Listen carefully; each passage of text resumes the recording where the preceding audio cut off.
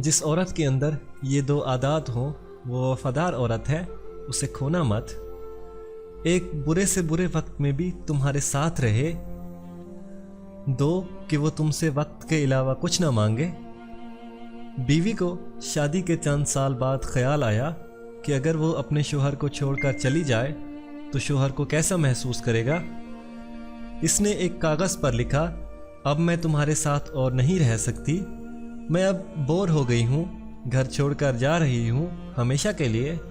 اس کاغذ کو اس نے میز پر رکھا اور جب شوہر کے آنے کا ٹائم ہوا تو اس کا رد عمل دیکھنے کے لیے کہیں چھپ گئی۔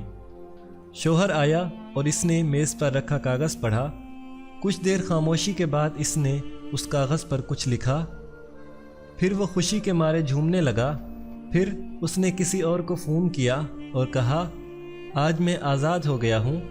شاید میری بے وقوف بیوی کو سمجھ آ گیا کہ وہ میرے لائق ہے ہی نہیں تھی، لہٰذا آج وہ گھر سے ہمیشہ کے لیے چلی گئی اور وہ کمرے سے باہر نکل گیا۔ شوہر کے جانے کے بعد بیوی کو بہت دکھ ہوا کہ میں کتنا پیار کرتی تھی، کتنا چاہتی تھی اس کو، اور یہ مجھے اس قدر ناپسند کرتے تھے۔ وہ باہر نکلی تھی اور ٹیبل پر پڑا ہوا کاغذ اٹھایا اور پڑھنے لگی۔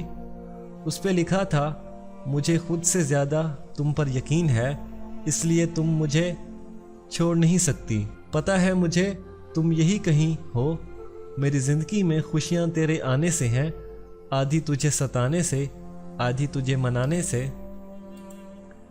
شوہر اور بیوی ایک دوسرے کا سایہ ہوتے ہیں اور سائے کے بنا انسان تنہا رہ جاتا ہے۔